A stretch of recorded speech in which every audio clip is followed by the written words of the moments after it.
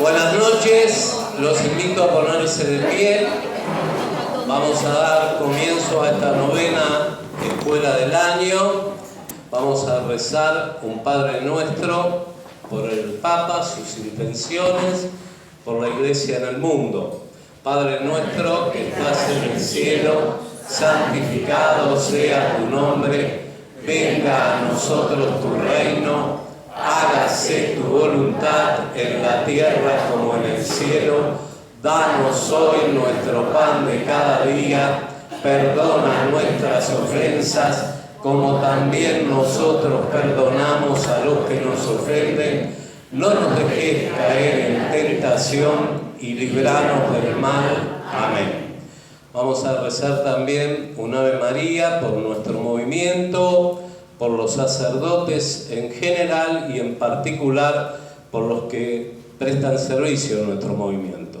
Dios te salve María, llena eres de gracia, el Señor es contigo, bendita tú eres entre todas las mujeres y bendito es el fruto de tu vientre Jesús. Santa María, Madre de Dios, ruega por nosotros pecadores, ahora y en la hora de nuestra muerte. Amén. Bueno, soy Juan Palópoli, hice el cursillo 126 en la Arquidiócesis de Buenos Aires, en el año 1988. Se pueden sentar y lo recibimos al Padre Andrés Tello con un aplauso. Le damos gracias porque hoy nos visita y lo hemos invitado para que nos hable sobre un tema que creo que va a ser esencial en el próximo tiempo para que tengamos la posibilidad de poder dialogar en nuestras reuniones de grupo, con la gente que llevamos a cursillo, con la gente que conocemos. El tema es la eutanasia. Ustedes saben que se acaba de aprobar la ley de eutanasia en el Uruguay y la Iglesia plantea la muerte digna, que es otra cosa. Así que bueno, haciendo la invocación al Espíritu Santo, le voy a dar luego paso al Padre Andrés para que él desarrolle la charla. Ven Espíritu Santo, llena los corazones de tus fieles y enciende en ellos el fuego de tu amor. Envía tu Espíritu para darnos nueva vida y renovarás la faz de la tierra. Dios, ilumina los corazones de tus fieles con las luces del Espíritu Santo. Danos gustar de todo lo recto según el mismo Espíritu y gozar para siempre de sus consuelos por Cristo nuestro Señor. Amén. María, Madre de la Divina Gracia, Nuestra Señora de la Candelaria, San Martín de Tours, en nombre del Padre, del Hijo y del Espíritu Santo. Amén. Vieron dos cosas. Me gusta ser disruptivo. Así ustedes de paso hacen un poquito de gimnasia. Sientan, se paran. Bueno, gracias. Padre Andrés. Mucho gusto estar acá en la parroquia de la Candelaria. Gracias Padre Julio y a toda la gente con Julio que hemos sido compañeros de seminario. Tuvimos la suerte que él estuviera un año arriba mío. ¿Por qué? Porque junto con un compañero de él, Javier Batroce, hacían unos apuntes espectaculares de todas las materias de filosofía y teología. Entonces nosotros que veníamos un año abajo, además de estudiar con los libros de teología, nos ayudaron mucho los apuntes que hacían Javier Batroce y Julio Mendiguren, que eran espectaculares y que durante varias generaciones siguieron los apuntes de Mendiguren, Batroce para que estudiaran los alumnos del seminario. Mendiguren hacía los apuntes y Batroce las fichas. Ah, la ficha. Mendiguren no tiene capacidad de síntesis. Qué bueno. Pero bueno, gracias a eso pude aprobar teología acá al padre Julio Mendiguren. Bueno, yo soy un año después de padre de Julio, en el año 94, tuve 3 años en la parroquia de Lourdes como vicario parroquial y después pasé en el año 98, ya empecé a dedicarme de lleno a la pastoral hospitalaria. Estuve 6 años en el Hospital Muniz, Parque Patricios, y esos 6 años además atendí la unidad penitenciaria dentro del hospital para los pacientes que venían de cárceles federales infectados con VIH, y desde el 2004 que soy capellán del Hospital Álvarez. Al mismo tiempo, después estuve 10 años atrás, 4 años capellán en San Camilo, y viví en la clínica San Camilo, que además de tener una experiencia linda, lo lindo que es vivir en el hospital, es muy lindo vivir en un hospital, comía como los dioses, porque las monjas me daban muy buena comida. Se come muy bien en San Camilo. Y hace 6 años, además de estar en el Hospital Álvarez, soy capellán del Hospital Británico, y hace 2 años soy el director de la pastoral hospitalaria acá en la arquidiócesis. Un poco ese es mi prontuario. Puedo contar también de la cárcel y todas las cosas cuando caí preso, pero no conviene. Pero, ¿cuál es el punto de partida? Bueno, el punto de partida, por supuesto, no es un invento de la Iglesia oponerse a la legislación positiva de la muerte provocada en enfermos con la eutanasia, sino que el punto de partida es el decálogo. No matarás, ¿no? La vida tiene un valor sagrado para las Sagradas Escrituras. Toda vida es un don de Dios. Solo Dios la da y solo Dios permite cuando termina esa vida humana. Entonces uno podría comenzar primero con un doble partida. Por un lado, como la vida es un don, es dada, no es fabricada, es un don, es dada por Dios y sagrada. Ahora, ¿cuál es el peligro de esa vida dada como don? Bueno, que con el avance de las biotecnologías el hombre pueda fabricar al hombre y diseñar al hombre. La clonación o las transformaciones genéticas en los gametos, óvulos, espermatozoides o en el embrión humano, y entonces lo que es el transhumanismo, que el hombre pueda diseñar al hombre, y entonces la vida, en vez de ser un don, el hombre es fabricado, es diseñado. Entonces se pierde esto de la capacidad de pensar que la vida es dada por Dios, ¿no? Sino que el hombre lo puede diseñar. Por supuesto que puede haber terapias correctivas cuando hay malformaciones, y es bueno para, en orden a la corrección de enfermedades, pero no para diseñar, bueno, quiero ojos claros, quiero inteligencia, quiero que sean inteligentes como Bartolomé o como Mendiguren para hacer las fichas, no, que tengan pelo y no se te caiga el pelo, porque si no podemos diseñar, y es el peligro que corre, por ejemplo, hoy día en la variación de especies, cuando queremos tener determinadas ganados, entonces vacas lecheras, vacas para carne, vacas para no sé qué, entonces aquellos que sean más magros, como hoy toda la fecundación vacuna es artificial asistida, el pobre toro ya no se divierte como se divertía antes, no iba a bailar y conquistaba una vaca, ya eso no existe más. Entonces hay fecundación diseñada y se puede perder la biodiversidad de especies. Bueno, eso corre peligro el ser humano con la biodiversidad de especies si seleccionamos cómo se va a diseñar el hombre. Y entonces los que no somos tan favorables sonamos, ¿no? Eso es uno. Pero el otro es el tema de la vida sagrada dada como don. Bueno, hay un documento muy lindo de la época de Juan Pablo II, cuando Ratzinger, después fue Papa, escribió un documento, Dignitas Persona, de la dignidad de la persona humana, y trata estos temas, aborto, eutanasia, clonación, está un poco en vereda, pero sale a partir de estos planteos, ¿no?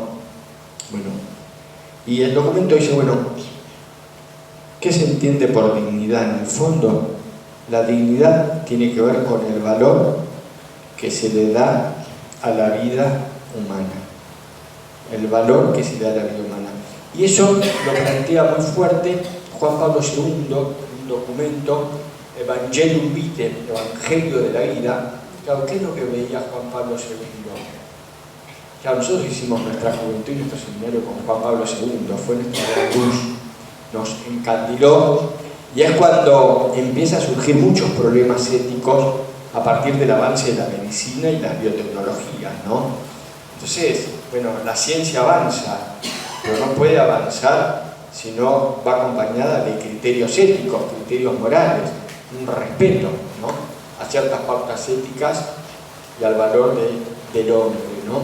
Entonces Juan Pablo II se planteaba ya en el 94, cuando escribe este Evangelio de la Vida, tenía en mente el Jubileo Santo del año 2000. Bueno, ¿qué cultura estamos generando para este jubileo de los 2000 años de Jesucristo? ¿Qué mundo estamos haciendo y qué hombres estamos haciendo para este mundo? Entonces Juan Pablo II, él dice, bueno, nos da muchas cosas lindas, pero también estamos empobreciéndonos porque la vida humana está perdiendo valor. Las guerras, las adicciones, los asesinatos, los homicidios, el aborto y la eutanasia. Entonces Juan Pablo II habla también ahí en ese documento de la dignidad. Después lo va a volver a tratar Ratzinger. Bueno, es el valor que le damos a la vida humana. Dignidad, es el valor que le damos a la vida humana. Y que nos sirve de diálogo con muchos cuando hablan de pautas éticas, porque no todos entienden el valor de lo sagrado. Por ejemplo, cuando fue el debate del aborto, nos descalificaban a los católicos o a los evangélicos, porque vos sos cura y no podés opinar, vos sos un médico católico y no podés opinar, vos sos de Acción Católica o de Ultrella y no podés opinar. Eso es muy peligroso, porque en un contexto de democracia y pluralismo es peligroso que digamos quién puede opinar y quién no puede opinar. ¿Quién puede decir? Si es democracia, es democracia, todos tenemos palabras. Y además, en el debate, es un debate de ideas donde muchas veces yo no hablo propiamente de la Biblia. Cuando yo hablo de bioética, hablo de bioética. Y montones de veces yo he ido a debates donde jamás he mencionado la Biblia. Entonces, hablar de dignidad humana nos ayuda a que sea un punto de partida para que no nos digan que yo hablo de una concepción bíblica, teológica, de decir, porque la vida es un don sagrado hecha por Dios. Entonces, además de que eso lo sabemos nosotros, los cristianos, los judíos, el Islam, la vida dada por Dios como un don que es sagrada, podemos hablar de dignidad sin necesidad de hablar lo que nosotros hicimos y poder dialogar con otros en un lenguaje ético y científico sin que sea un lenguaje teológico, bíblico, religioso y nos descalifiquen. Hablamos del ser humano, hablamos de la vida humana, hablamos del hombre. Entonces, este tema de dignidad humana es muy importante. ¿Por qué? Porque es lo que hace reconocer al otro por lo que es. No por lo que tiene, por lo que es. El hombre vale por ser hombre, por ser ser humano, no por las capacidades que tiene. Entonces es más valioso un científico o es más valioso alguien que juega en la NBA y es alto y tiene 2 metros y puede hacer los tiros de no sé qué, o Messi porque es un gran crack y el resto que somos crotos jugando al fútbol no valemos. ¿Y por qué es importante esto? Porque es reconocer lo que se llama el estatus de la persona. El problema es cuando no se reconoce el tema de la dignidad, qué rica cerveza. Es que entonces se convierte en peligroso y el hombre puede llegar a decir cuál vida es digna y cuál vida no es digna. Y esto pasa en el estadio inicial de la vida, y entonces decimos, no es un ser humano, es un conjunto de células, y podemos eliminar la vida en su estadio inicial, ya sea con la eliminación de embriones, o en el aborto, o en el final de la vida. Es un estado vegetativo, ya no es más mi papá, no es más mi abuelo, es una planta, está sufriendo como un perrito, ¿por qué no lo sacrificamos?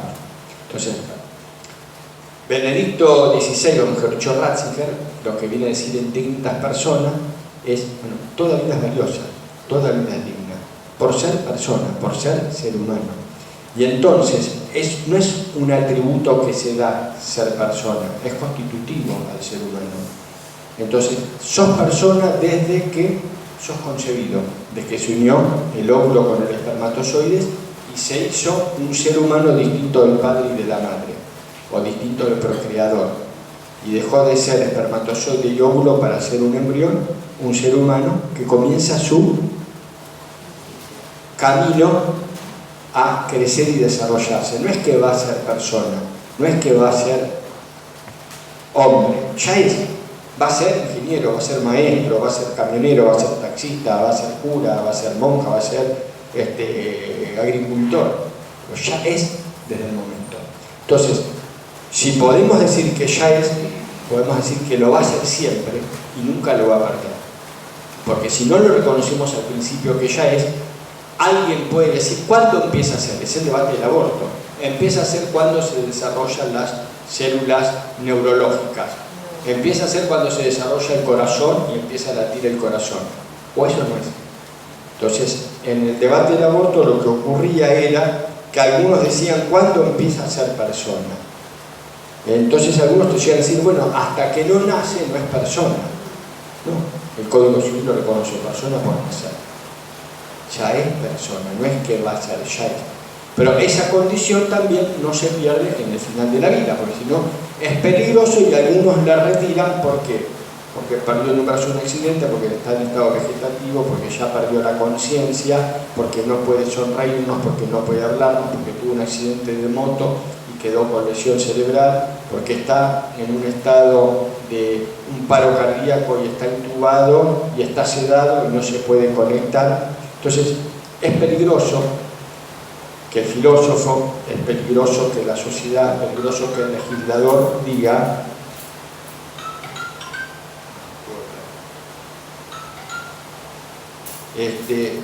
cuándo se empieza a ser persona y cuándo se deja de ser persona. Es siempre, desde el nacimiento hasta el final de la vida. Entonces, aquí es donde nos entra el tema. Bueno, hoy la medicina ha hecho cosas maravillosas. Antiguamente la expectativa de vida de las personas era hasta bastante poco. Piensen que mucha gente, gran parte de nuestros santos, en los primeros tiempos de la iglesia, no llegaron a vivir ni 40 ni 50 años. Tiempos atrás se tenían muchos hijos porque había mucha muerte en la primera infancia. Montones de mujeres no llegaron a conocer la menopausia, morían antes. El Alzheimer no existía, no nos daba tiempo. La calvicie no existía, no nos daba tiempo, porque se morían antes de ser pelados. Entonces, todas las enfermedades que traen el avance de la edad no se conocían. Se morían infecciones, no había antibióticos, se morían las guerras, se morían las pestes, y las expectativas de vida eran muy cortas. Bueno, hoy la medicina ha prolongado la vida, pero a veces no sabemos qué hacer después de esa vida, porque muchas veces prolonga la vida, a veces da cierta calidad de vida, o a veces se prolonga la vida, pero con una calidad de vida que no es demasiado buena. Entonces, trae el problema del sufrimiento humano. ¿Qué hacemos con el sufrimiento humano? ¿Qué hacemos con el sufrimiento del hombre? Y el problema que tenemos hoy día es un tema filosófico con el tema del sufrimiento humano. Hay un libro muy lindo, hay un autor que a mí me gusta mucho, se llama Byung-Chul Han, coreano.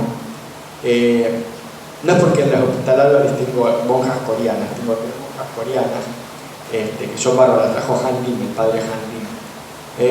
Yo lo conocí en casualidad leyendo este autor a raíz de una nota en el diario, y a partir de empecé a leer. Él es un surcoreano que fue a estudiar a Alemania en los años 80, ingeniería metalúrgica o ingeniería industrial. Y el choque cultural le quebró la cabeza. Y cuando él vio la cultura oriental, de la reflexión, la meditación, y entrar a la Europa, Corea era pobre en ese momento, no era Samsung como ahora, Kia como ahora, una nación potente. Y ver una nación occidental, capitalista, consumista, le choca la cabeza. Y entonces deja de estudiar ingeniería y estudia filosofía, estudia letras y estudia teología en Alemania. Teología lo estudian los laicos, aún agnósticos. Él es agnóstico, pero valora lo creyente. Y dice, él escribió un libro cuando salimos de la pandemia que se llama La sociedad del cansancio. está muy bueno el libro. Son libros cortos, y son libros de no más de 40, 50 hojas. Los lees y te atrapan. Y él dice, lo que demostró la pandemia, además de tantas cosas horrorosas, ¿no? De la muerte, la enfermedad, la soledad, mucha soledad. Sobre todo, él es crítico de la sociedad occidente, no de la sociedad de... ¿Hola? ¿Hola?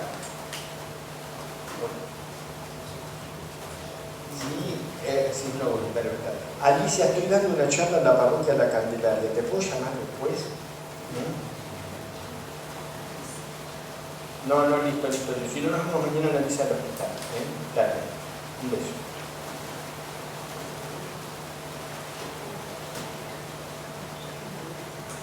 Bueno, después cuando termina la charla, después te llamo después de la charla. Chicas del hospital. 84 años. Sí, yo voy a ir al hospital y hay que comer a los pacientes y esas cosas. Bueno, y entonces decía este autor, Byung-Chul Han, que una de las cosas que mostró la sociedad, sobre todo la sociedad norte, occidental, es la poca capacidad del hombre para el sufrimiento. Y dice, bueno, hay una fobia al sufrimiento que se llama algofobia. Es la fobia al sufrimiento.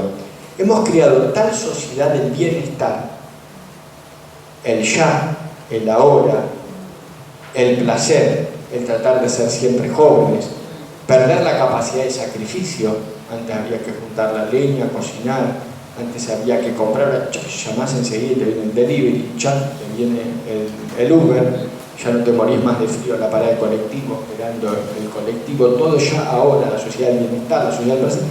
El hombre perdió la capacidad de sufrimiento, ¿no? Yo lo veo en el hospital, cualquiera de nosotros de chicos íbamos al hospital, te daban una inyección, te bajaban el pantalón, te clavaban la aguja y aguantarte. Hoy darle una inyección a un chico en un hospital es una odisea.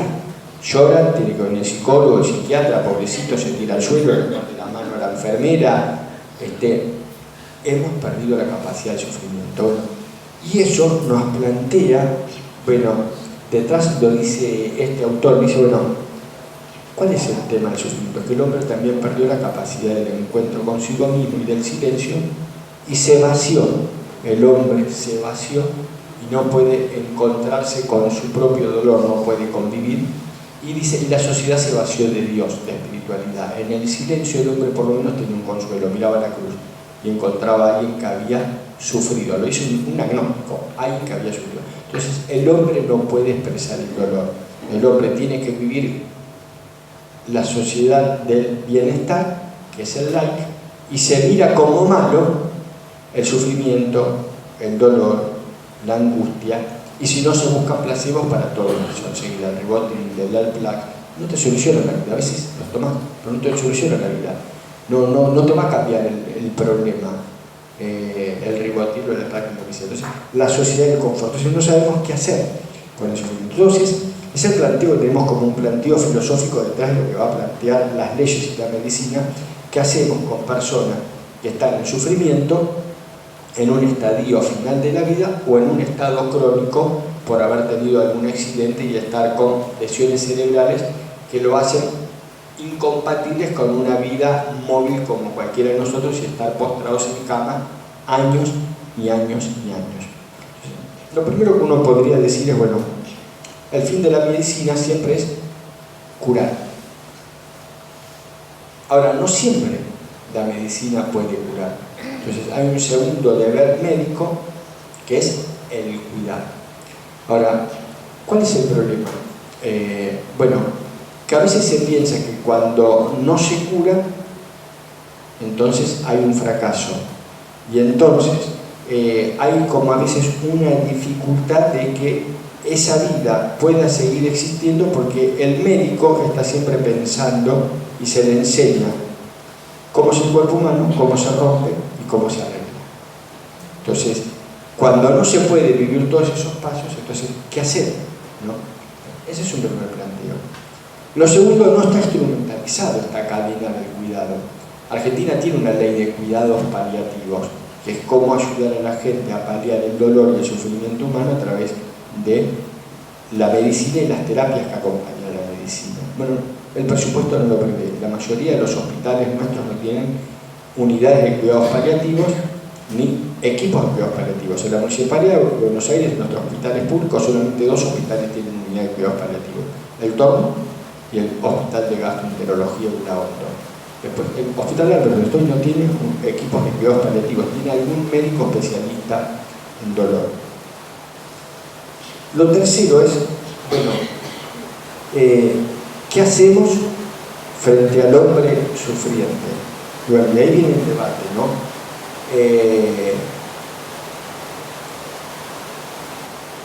Una cosa es el fin de la medicina, que es eliminar el dolor, tratar de ayudar a que la gente no sufra, paliar el dolor. Pero otra cosa es el planteo que intenta introducir cierta cultura a la sociedad, que en vez de eliminar el dolor es eliminar al sufriente, porque lo que no nos aguantamos es convivir con el dolor, convivir con el sufrimiento. Entonces, en vez de poder paliar el dolor, eliminamos al doliente, eliminamos al sufriente. Y ahí introducen las ideas de la eutanasia, bajo como las ideas de algo caritativo, ¿no? Algo humanista. Es humanista que yo deje de hacerlo sufrir. En vez de decir es humanista que yo lo acompañe y lo tome de la mano en el sufrimiento. Los hospitales experimentan mucha soledad. Hay mucha gente sola. No hay mucha gente que acompañe, no hay mucha gente que se ofrezca voluntario, no siempre la familia está presente. Y mucha gente vive soledad en los hospitales. Aún teniendo familia, el enfermo sufre. Entonces, lo que uno tendría que ayudar al hombre es aprender a convivir con la propia existencia, además, prepararnos a que algún día nuestra condición humana nos va a traer sufrimiento. Desde que somos chicos sufrimos. Me formaron en el colegio, me pusieron una mala nota, me retaron, lo que sea, y eso se va perdiendo. No lo retes, tiene problemas psicológicos, aunque no sea un burro puede pasar de grado, porque no puede haber exclusión escolar, no puede salir del colegio, no sé qué, y así. Entonces vamos eliminando la cultura del esfuerzo, también la cultura de convivir con el sufrimiento. Los chicos no van a los velorios porque les trae trauma del velorio, no van a visitar a los abuelos geriátricos porque cómo van a ver gerontes en silla de ruedas, no van a un hospital a ver a alguien que está enfermo. Entonces vamos creando esa mentalidad de que no se convive con el sufrimiento. Y además a nosotros como iglesia tenemos la espiritualidad de la cruz, pero nosotros preparamos a nuestra gente para lo mismo. Los preparamos para el casamiento, jóvenes, los preparamos para la primera comunión, los preparamos para la confirmación. Les decimos, cuando alguien se enferma, está el sacramento de la unción de los enfermos. Pero no enseñamos a decirle, vos algún día vas a estar enfermo, algún día vas a sufrir. La comunidad cristiana acompaña al enfermo, la comunidad cristiana ora con el enfermo, la comunidad cristiana ora por el enfermo. Muchas veces nosotros no preparamos ni nuestros propios fieles a que en algún momento van a vivir el camino de la cruz corporal, emocional y espiritual, ¿no? Entonces, cuando nos va pasando eso como sociedad, bueno, viene el planteo de la eutanasia. Y bueno, leyes que intenten hacer como legislación positiva la eliminación del ser humano inocente. Y aquí uno podría decir, bueno, el tema de la ley, bueno, el fin de la ley es proteger un bien. La vida humana es un bien. La ley debe proteger, custodiar y cuidar la vida humana desde el inicio de la vida hasta la muerte natural. No puede haber una legislación positiva que pueda avalar producir la muerte. Ni en el aborto, ni en la eutanasia, ni en la pena de muerte. No es un fin de la ley. El fin de la ley es tutelar bienes, y la vida es un bien. Lo segundo que uno podría decir es, respecto a esto, la sociedad va adquiriendo nuevos derechos que no son derechos, son derechos fabricados. No existe un derecho a provocar la muerte ni a que me provoquen la muerte. No es un derecho, es un derecho fabricado. Yo no puedo exigir un derecho a que pueda eliminar un ser humano en el vientre materno, o lo puede eliminar el embrión preservado a menos 196 grados, la muerte en alguien en una cárcel o en un hospital. No es un derecho, ha adquirido nuevos derechos, entonces bajo la tutela de derechos nosotros decimos tengo derecho a amor, no hay derecho a provocar la muerte ni a que la provoque. Junto con esto, uno podría decir, bueno, en la medicina hoy se debaten como dos cosas. Bueno, además del arte de curar. Frente a la persona en estados delicados y graves,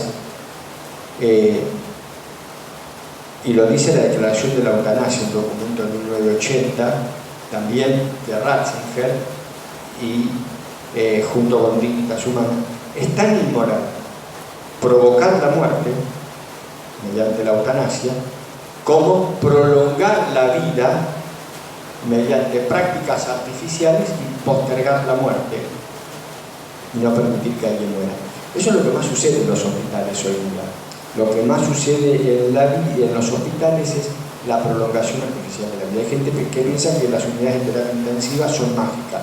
Porque una persona entra en una terapia intensiva, va a resucitar, va a revivir y va a salir y va a volver a jugar al tenis o va a estar en bicicleta. No es así.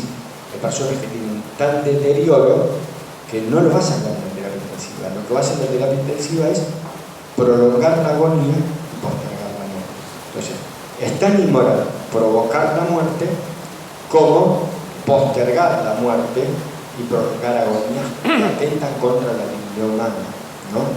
Y en algún momento nosotros tenemos que aceptar que existe la muerte y que vamos a morir, ¿no? Mucha gente va al hospital y amenaza a los médicos porque no le dejan permitir al familiar, porque tiene una falsa idea de la terapia intensiva. Por eso es que hay un criterio muy estricto de los médicos terapistas de hacer un screening, de seleccionar qué paciente va a ir a terapia intensiva. En el COVID se tuvo que seleccionar pacientes, fue triste, pero solo iba a ir a la terapia intensiva porque habían pocos médicos que tenían posibilidad de salvarse. Si yo voy a un paciente que no tiene ninguna chance de salvarse, no lo voy a poner en terapia intensiva. Los respiradores son pocos, las camas de terapia intensiva son pocos, y a veces suena duro, pero vos tenés que solucionar. Un paciente oncológico con fin de vida que se está deteriorando, va a ir a una terapia intensiva cuando por ahí me puede ingresar un accidentado que se cayó de un puente, de una obra de construcción, una moto, que lo operan y lo meten en una terapia intensiva y que lo pueden salvar y puede vivir.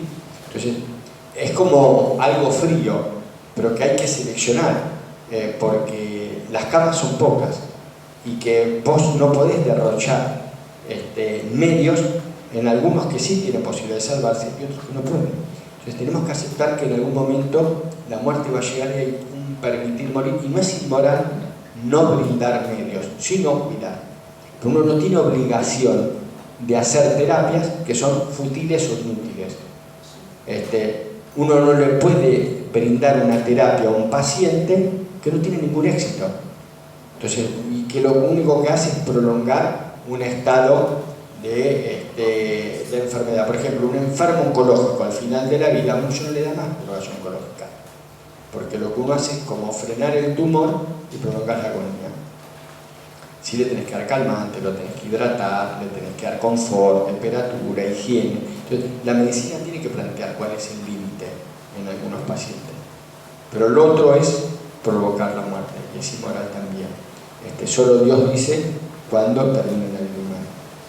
Y en ese contexto nos encontramos que hay países que empiezan a legislar positivamente en favor de la muerte médica asistida, ya sea mediante la eutanasia, que es la muerte que provoca el médico, o llama suicidio asistido. El médico lo da a los medios, es el paciente el que activa el botón y le inyecta el fármaco para provocar la muerte, suicidio asistido. ¿Cuál es la lógica que hay detrás de esto y con qué nos encontramos? Por un lado, en una cosa es parecida al aborto y en el resto es totalmente distinto. Por suerte no nos encontramos como con el aborto, que había un grupo ya preparado y ideologizado y hace años que era la campaña por el aborto seguro, legal y gratuito, y que era masificado. Y hay grupos de presión fuerte, organizados, que se reunían, debatían, estudiaban y que hacían foco de presión sobre los legisladores. Eso uno no lo encuentra. Los pañuelos verdes. Uno no encuentra pañuelos verdes de la eutanasia tan fuerte como la campaña nacional por el aborto seguro, legal y gratuito. Sí, uno encuentra una ideología parecida en cuanto que no reconoce la dignidad del ser naciente como del ser muriente. Yo no es más persona, ya dejó de ser mi papá, es un estado vegetativo, que muera. Lo segundo es, en algunas legislaciones pasa parecido, no dicen las cosas por su nombre. Para en vez de decir aborto, cambiamos el nombre, decimos interrupción legal del embarazo. No, el aborto es el aborto. Para dibujarla, interrupción legal. ¿Por qué? Porque puede tener un trauma. ¿Por qué? Porque no queremos decir la verdad. Es una ley de aborto. Decimos interrupción legal del embarazo, ILE, o IVE, interrupción voluntaria del embarazo. En la Argentina la legislación dice interrupción voluntaria del embarazo hasta la semana 14.6. Cualquier mujer sin motivo puede pedir el aborto. Cuando pasó las 14.6 semanas de embarazo, el ILE es con causal. La causal es abuso sexual, violación, o que corra peligro la salud de la madre. Lo que pasa es que una cosa es la salud de la madre, porque la madre tiene que hacer un tratamiento y no aborta, no puede hacer ese tratamiento, y otra cosa es porque la salud emocional, psicológica, social, no sé qué, e inventan causas para provocar abortos. Entonces, ahí la historia clínica tiene que ser veraz.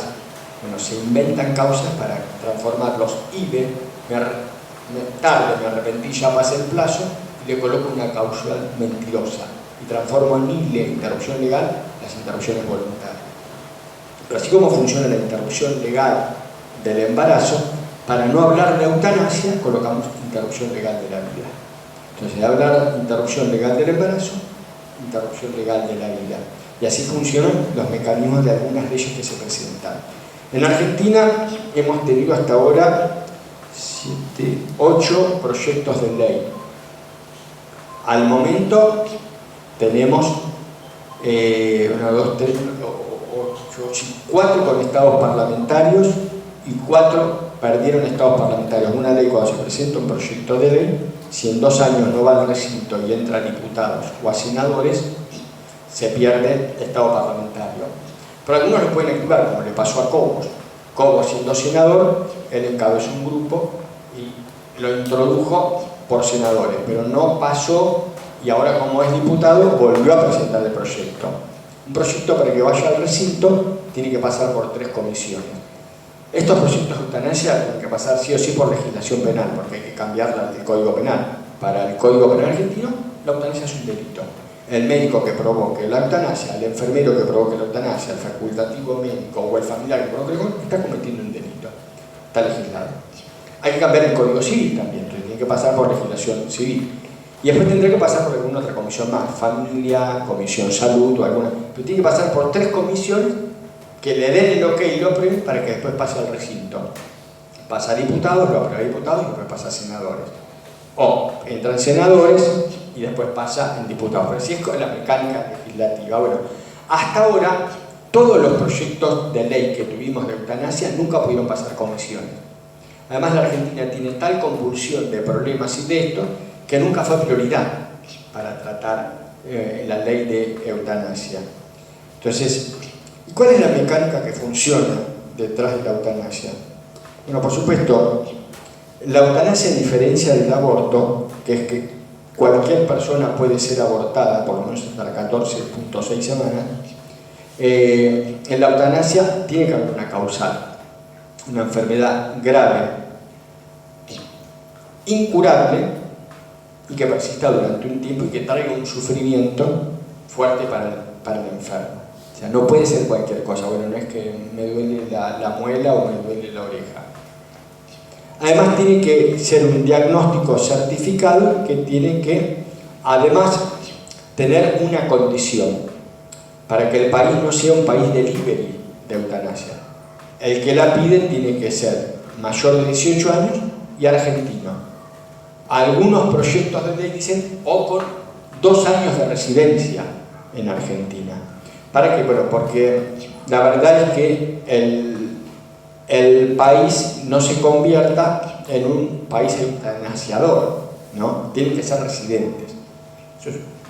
Después, tiene que haber libre voluntad.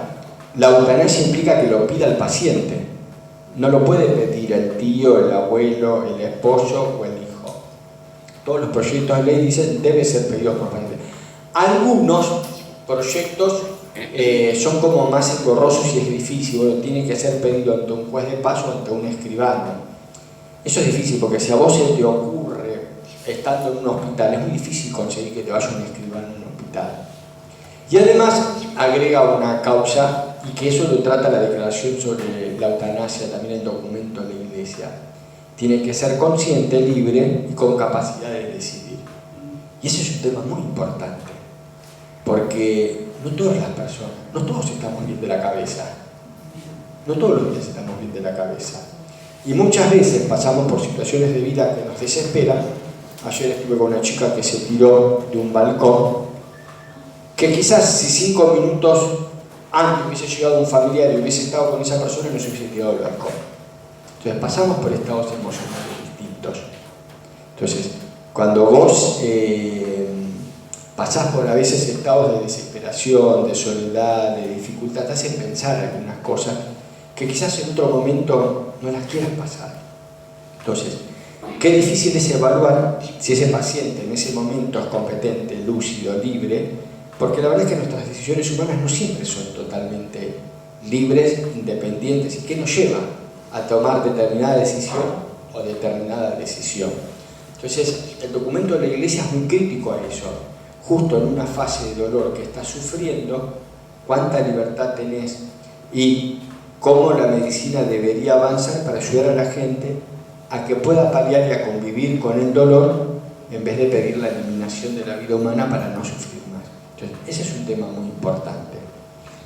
Y después, que el equipo tratante, tus médicos, sean distintos del equipo que provoque la muerte. No puede ser tu médico cabecera el que te provoque la muerte. Tiene que haber un equipo distinto. Y acá nos encontramos con una dificultad hospitalaria.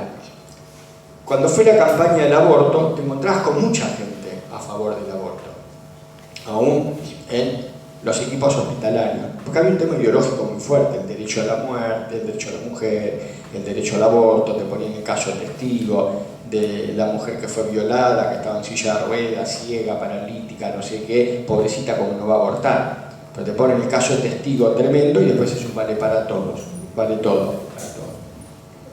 Por acá te encontrás con una resistencia fuerte en la comunidad hospitalaria. ¿Por qué? Porque el aborto se hace solo en el servicio de obstetricia. Entonces todos podemos aplaudir, viva el derecho al aborto, pero lo realiza un solo sector. Obstétricas, enfermería obstetricia y maternidad obstetricia. Que dicho sea de paso, el Hospital Álvarez en 10 años pasó de tener 14.000 nacimientos a menos de 6.000 nacimientos al año. Este año se cerró la mitad de la sala de maternidad porque no hay nacimientos, por anticoncepción y por aborto. Pero lo segundo es que la eutanasia va involucrada a muchos servicios médicos, porque donde esté el paciente sufriendo, ahí va a ser el paciente que va a pedir la eutanasia. Ya sea en una terapia intensiva, ya sea en una unidad de clínica médica, ya sea en una unidad de oncología, ya sea en una unidad coronaria, ya sea en una unidad de endocrinología, ya sea en una unidad de traumatología porque tuvo un accidente cruento y quedó postrado, ya sea en una unidad hematológica. Entonces involucra a muchos personas. Entonces ahí ya muchos dicen, no, bueno, pues yo hice un juramento hipocrático. Entonces es muy fácil decir que el aborto sí, pero lo va a dar un grupo pequeño. Acá son muchos. Entonces ahí está la objeción de conciencia. Muchos dicen, no, bueno, sí, pero yo no lo voy a hacer. Sí, pero yo no lo voy a hacer. Sí, pero yo no lo voy a hacer. Entonces nos vamos a encontrar con muchos profesionales que algunos, bueno, en la idea van a decir, y bueno, si el paciente lo quiere decidir, que lo decida, pero yo no voy a provocar la muerte. Yo estudié para ser médico, yo estudié para salvar vidas, yo estudié para ser enfermero, yo estudié para salvar vidas, yo estudié... Entonces, la objeción de conciencia es un derecho que tienen los profesionales de la salud para objetar un acto que es contrario a su conciencia, aunque la ley lo permite y la ley dice que el paciente lo puede pedir y lo puede realizar. Entonces nos encontramos, en el interior pasa mucho, en el interior te encontrás ciudades enteras donde hay montones de médicos que son objetores de conciencia, no hay abortos. No pueden hacer abortos, tienen que trasladar a las ciudades capitales a las mujeres embarazadas o trasladar equipos médicos a las ciudades chicas porque hay gente que no quiere hacer abortos. Pero nos vamos a encontrar con una gran resistencia porque en la cultura médica no está metido el provocar la muerte, el que se pueda provocar la muerte al ser humano que está internado en un hospital. Entonces, bueno, no es tan fácil. Y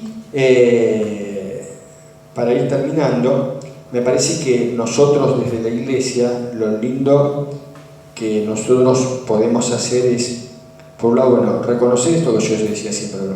Toda vida tiene un sentido, toda vida vale la pena, toda vida es digna, ser humano desde el nacimiento o concepción hasta la muerte natural. Segundo, el buen samaritano, al que sufre y al enfermo no se lo deja solo. Gran parte de los sufrimientos no son solamente sufrimientos físicos porque me duele el cuerpo por grandes dolores, sino que son sufrimientos morales, por padecer enfermedades y son estados emocionales.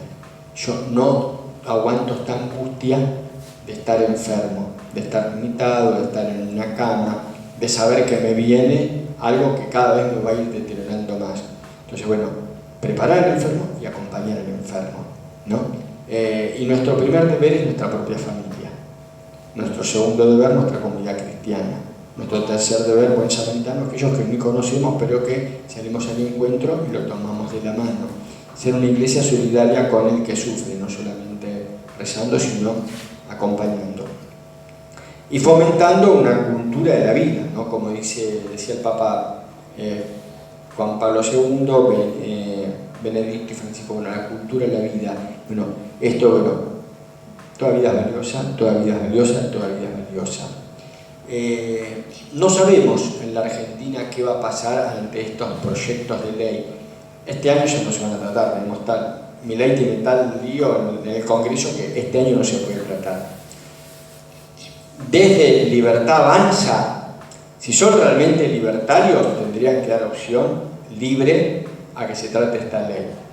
El presidente de la Nación no es ni proclive al aborto ni a la eutanasia, el presidente de la Nación. Dentro de su esquema de los libertarios, supongo que habrá gente pro eutanasia y anti eutanasia. Y lo mismo en los distintos partidos políticos. No sabemos cómo es. Y si llegara a implementarse proyectos de ley que empiezan a avanzar, bueno, la Iglesia hará una estrategia, como lo hizo para el aborto, de salir en diálogo con los legisladores y mostrar cuál es el pensamiento de la Iglesia. En una cultura de democracia, todos participamos, todos tenemos que estar preparados, todos tenemos que saber de qué se trata, tener una postura y comunicar, bueno, qué es lo que piensa la Iglesia frente a la muerte provocada médicamente asistida. Bueno, eso, ¿alguna pregunta? ¿Algo? Queda abierto. Quien quiera hacer alguna pregunta, levanta la mano y se para.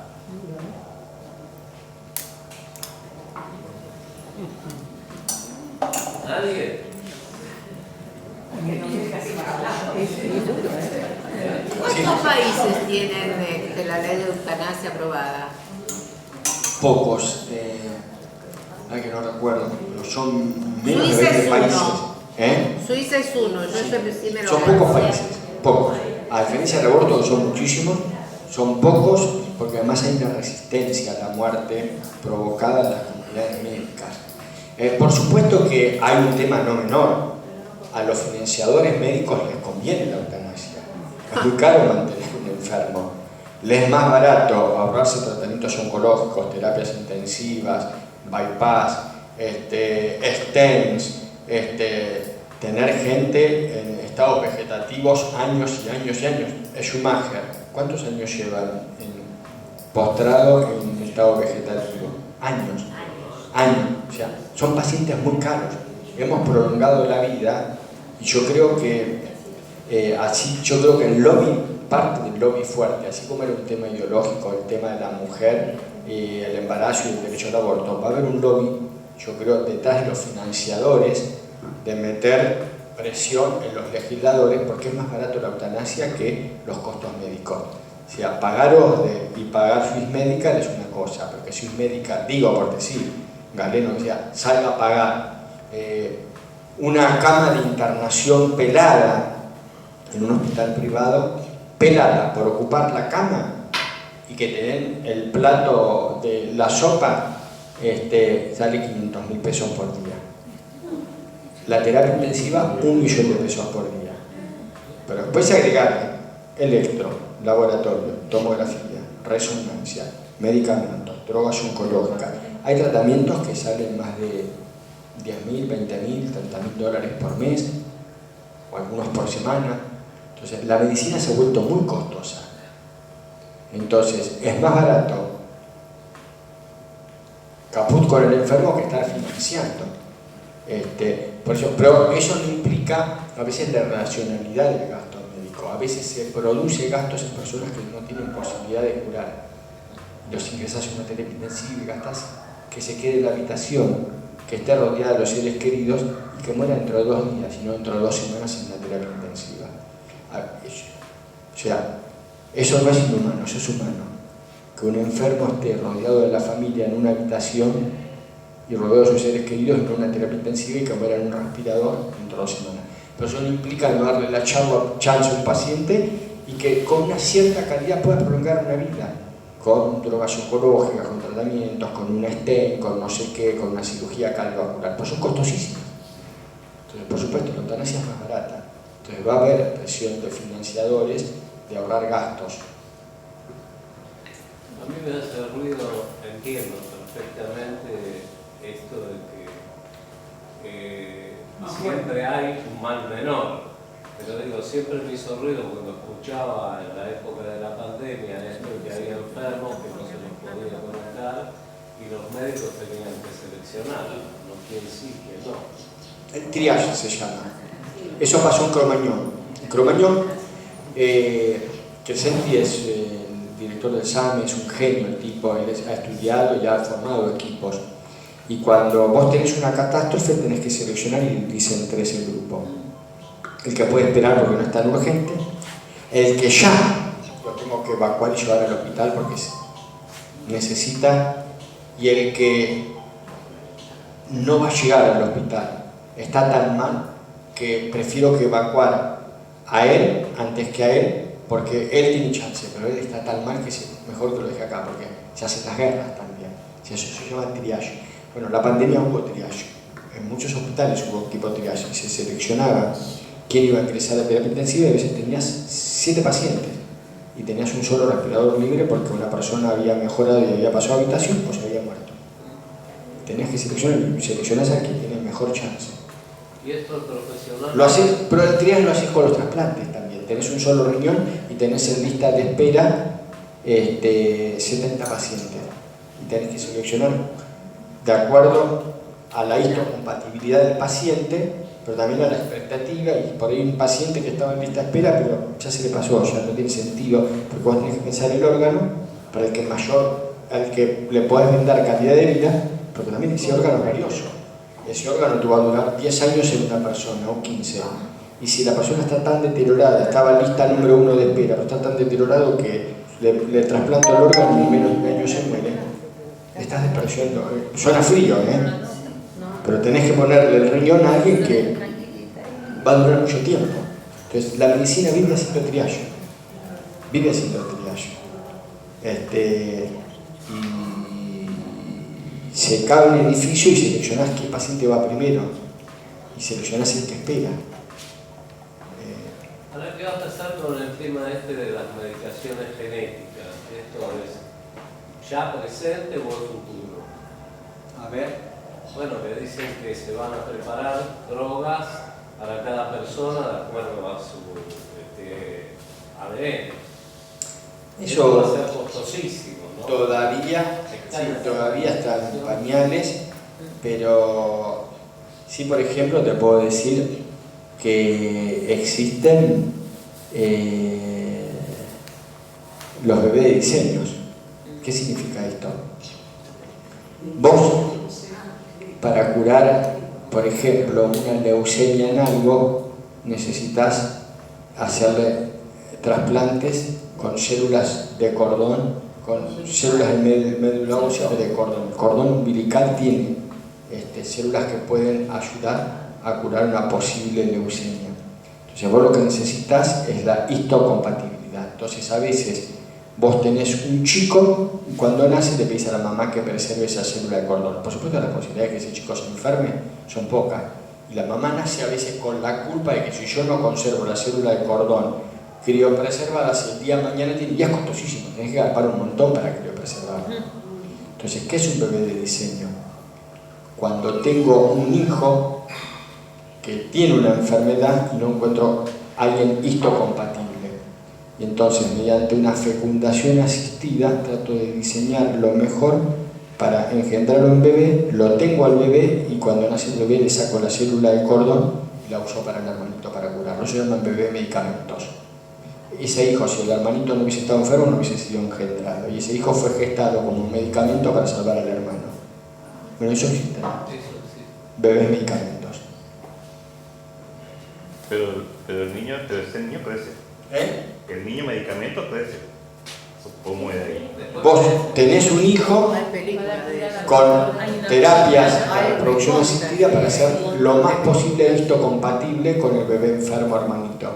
Y cuando nace ese bebé, le retirás del cordón umbilical entre madre e hijo las células que las procesás y las das al hermano que ya está enfermo con determinadas líneas de leucemia. Ellos llaman bebés de diseño, niños medicamentos. Eso existe. Mi esposa... Perdón, porque hay más preguntas, sí. Perdone, dentro de mi ignorancia yo tengo una pregunta. Una vez implantada la ley, ¿Una vez qué? implantada la ley, Aprobada. en algún momento implantada la ley de la eutanasia, los médicos no pueden producirlo por su objeción de conciencia se llama. juramento, No, bueno, está el juramento hipocrático, porque el juramento hipocrático te dice que vos tenés el deber moral de salvar vidas. Y yo creo que nos vamos a encontrar con una resistencia de muchos médicos que van a decir yo no voy a provocar, no me uno al acto de la eutanasia. Se llama objeción de conciencia, lo permite, hay una ley en la Argentina de objeción de conciencia. Vos te inscribís en el hospital donde trabajas y decís yo soy objetor de conciencia, decís ¿qué prácticas objetás? Hoy la objeción de conciencia existe para sobre todo para el tema del aborto, pero para el día de mañana la eutanasia, muchos médicos van a decir, y enfermeros, yo no voy a producir eutanasia, objeción de conciencia. Sí. Yo escuché un tema en la tele que uno dijo, bueno, si acá no lo aprueban, me hago ciudadano uruguayo, voy y me hago ahí nada.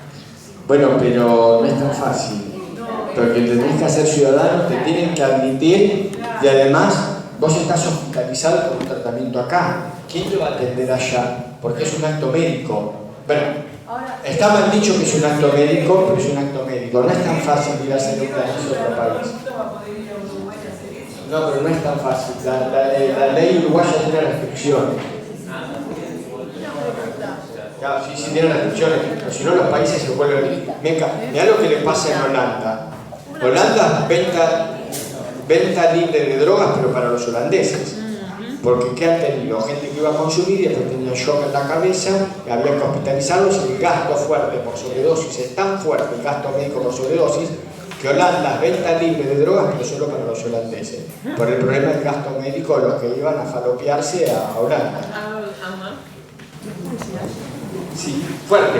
Bueno, en el caso, yo escuché en estos días por televisión una artista que decía, cuando yo esté enferma voy a decirle, porque no quiero llegar a envejecer y qué sé yo, y que tenga una enfermedad, a mis hijos que organicen para que den el ok para hacer la eutanasia. Ahora yo digo, porque dice que no quiere sufrir. ¿Y el caso de Esteban Bullrich? Muy bueno lo que usted dice, no. En la Argentina existe esto, la ley de muerte digna, que es bastante buena y que prohíbe la eutanasia, e introduce esto, lo que llaman las directivas anticipadas.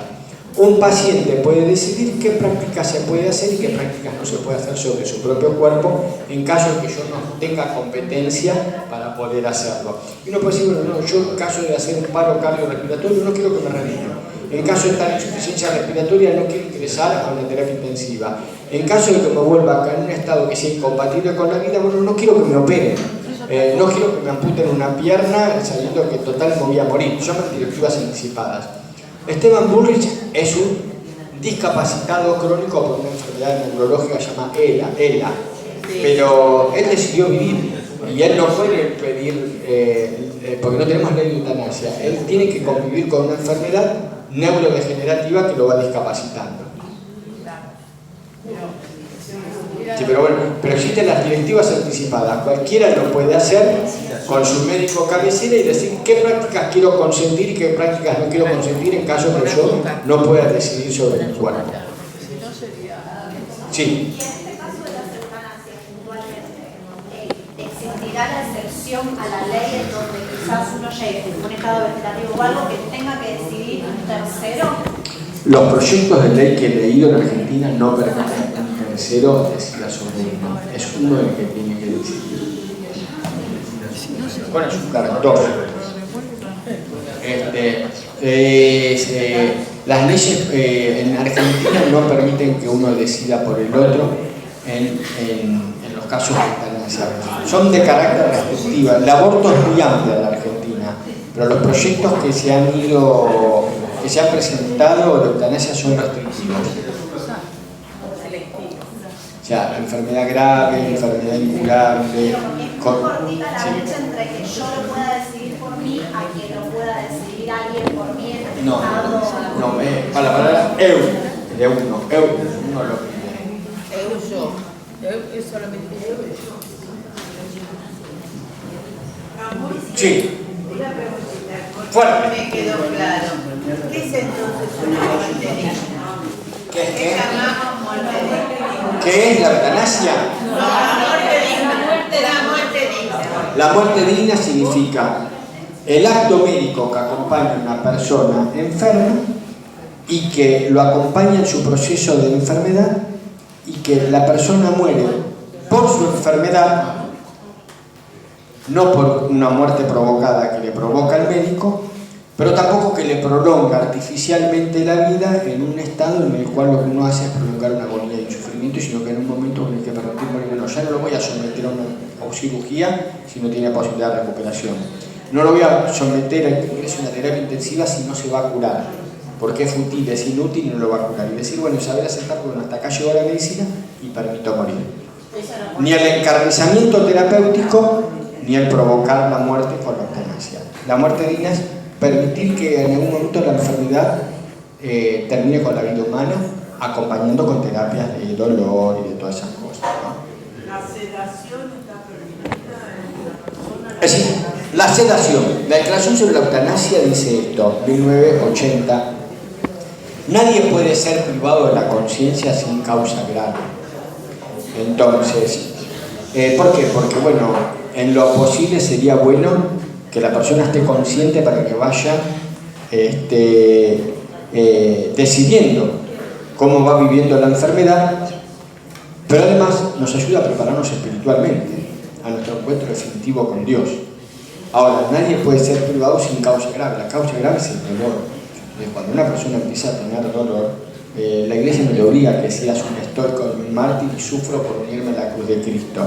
Entonces, existen terapias de dolor para acompañar al dolor humano. Fentanilo, ketamina, morfina. Algunas de esas drogas tienen un doble efecto.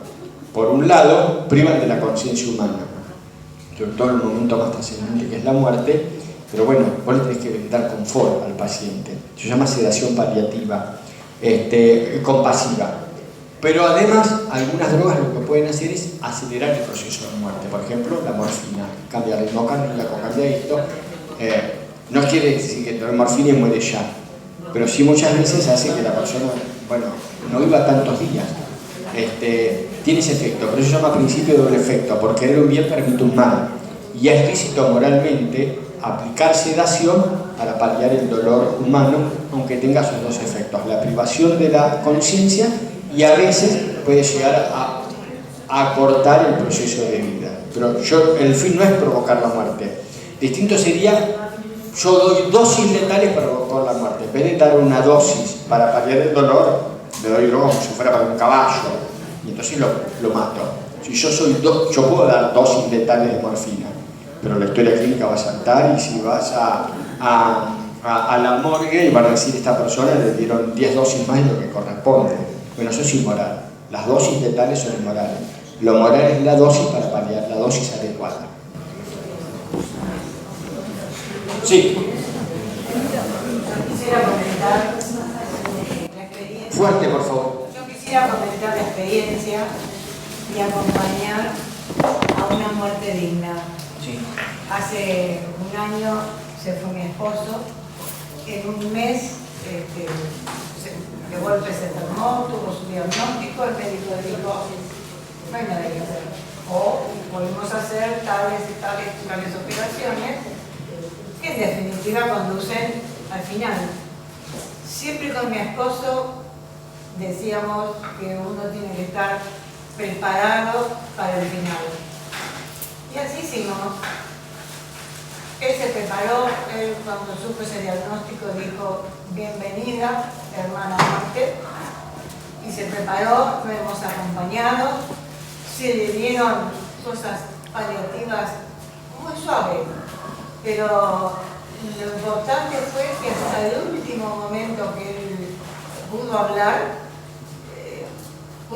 así, de teta a texto la muerte, decirnos a nosotros qué teníamos que hacer, saldar cuentas con sus hijos, con sus amigos, conmigo mismo.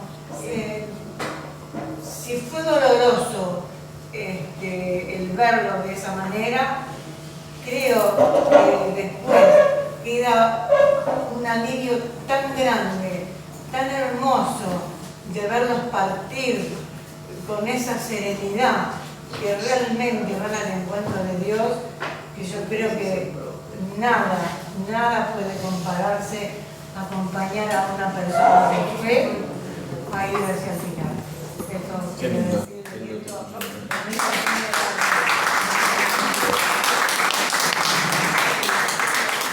¿Alguna pregunta más? ¿Qué otras religiones? Fuerte. ¿Qué otras religiones tienen esta misma forma de pensar? No, en principio las religiones tradicionales se oponen a la eutanasia. En el cristianismo, todas. En el judaísmo también. Hay un bioeticista judío que se llama Fisher Slager, es de Flores, rabino de Flores, doctor en filosofía judía y en bioética. Papa Francisco lo incorporó a la Pontificia Academia de la Vida del Vaticano, es el órgano bioético vaticano, está en contra de la eutanasia, y en el Islam también están en contra. Podemos encontrarnos con algunos católicos, por ejemplo, Católicas por el Derecho a Decidir, un grupo de presión de mujeres feministas que están a favor del aborto. Bueno, eso no tiene católico. Y yo me he encontrado con personas que se dicen católicas, hasta van a misa y dicen estoy a favor de la eutanasia, pero no es la voz de la Iglesia, ni el pensamiento de la Iglesia. Propiamente, desde el cristianismo hay como todas las confesiones cristianas, no solo católicas, por el no matarás. No podemos cambiar el mandamiento del no matarás, por eso el judaísmo y el cristianismo, que tenemos el mismo decálogo, se opone a la muerte provocada, y el Islam también. Fuerte, no se escucha. ¿Por qué la iglesia no se opone a las guerras? ¿Por qué matar a muchos en una guerra no es pasar o matar a uno? No entiendo. Pero eso la iglesia no lo decide, lo está No, no decidiendo la gente. La iglesia no lo decide. No llego a entender, a ver. Hay opción porque la iglesia no se opone fuertemente a la guerra. La Iglesia se opone a la guerra. Papa Francisco se opuso a la guerra. Juan Pablo II se opuso a la guerra. El Papa León se opone a la guerra, Benedicto se opone a la guerra. El Papa Benedicto, el Papa León hace poco hizo una jornada de oración y ayuno por la paz en Medio Oriente y en Ucrania. En este momento hay 60 focos activos de guerra en todo el mundo. Saltan en Ucrania y en la Franja. La Iglesia siempre se ha opuesto a la guerra. Me llama la atención es que también son católicos los que mandan a la guerra. Bueno, lo que pasa es esto, el derecho a la legítima defensa lo tenemos nosotros cuando nos vemos agredidos, que entran a mi casa, me entran a robar y yo me tengo que defender a mí, a mis seres queridos, y los países también tienen derecho a la legítima defensa cuando son atacados en su soberanía. Entonces, está el derecho a defenderte si sos atacado. Los soldados tienen que ir a la guerra para defender la soberanía, pero eso no quiere decir que moralmente la guerra está bien. La guerra siempre es un mal, pero todo país tiene derecho a defender su soberanía, ¿no? En el caso de Ucrania fue atacada por Rusia y en Israel hubo una invasión por parte desde la Franja de Gaza por Hezbollah. Entonces existe el derecho a la legítima defensa y las tropas deben movilizarse para defender la soberanía y el territorio nacional. Pero el Papa ha condenado la fabricación y muerte y fabricación y comercio de armas y las guerras. Las guerras en sí son inmorales. Y la Iglesia se opone con contundencia.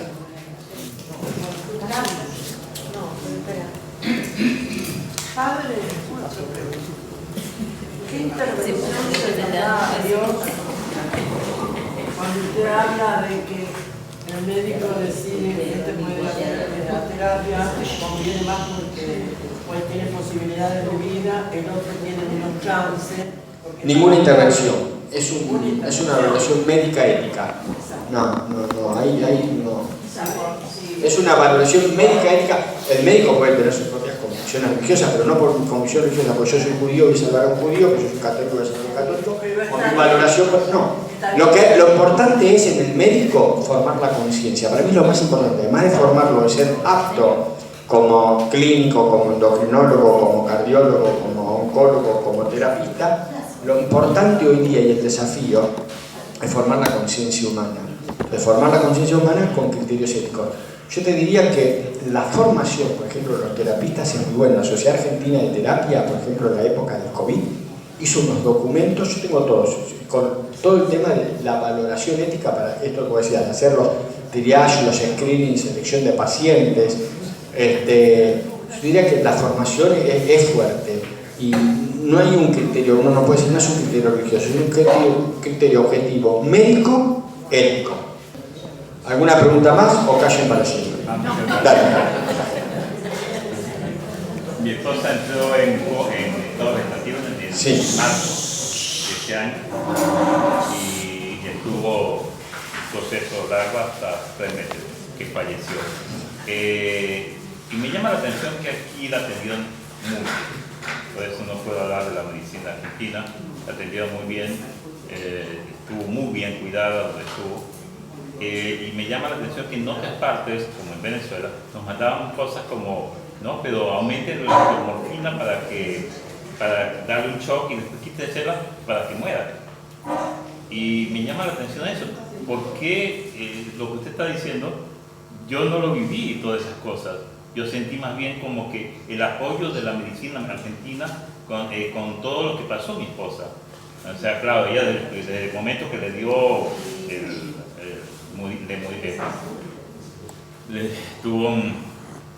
se murió el 90% de su cerebro, sí, y ya no supo más de ella. Sí, sí. Y fue un proceso doloroso para mis hijos, para todos. Y realmente yo admiro cómo aquí atienden a la gente. Mira, lo que pasa es que primero, toda decisión médica debe ser consensuada con el paciente o con la familia del paciente cuando el paciente es incompetente, no puede decidir por sí mismo. No se va a eliminar a una persona en un estado vegetativo, pero muchas veces vas a decidir si va a estar en una unidad de terapia intensiva o si tiene respiración espontánea en una unidad de cuidados intermedios en una sala común. Nadie va a provocar la muerte de una persona en estado vegetativo, pero sí vas a tener algunos criterios de qué no vas a hacer. Por ejemplo, una persona en un estado vegetativo con un 90% de lesión cerebral, si hace un paro cardiorrespiratorio, no lo revive más.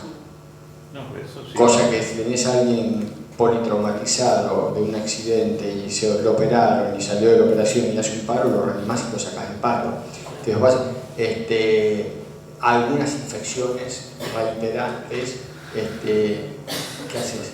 Hace una apendicitis, ¿qué haces? O sea, vos te preguntás con algunos pacientes, ¿qué haces y qué no haces?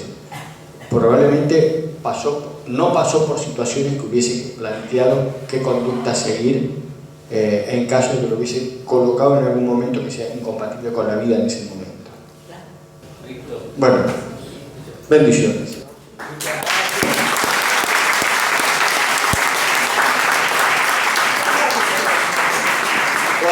Como ven, sabe un poquito de bioética el padre. Walter, ¿hay algún aviso que quieras dar? Bueno, dos avisos cortitos. Este sábado no, el que viene, sábado 22, el del fin de semana largo, tenemos parrillada en la Visitación.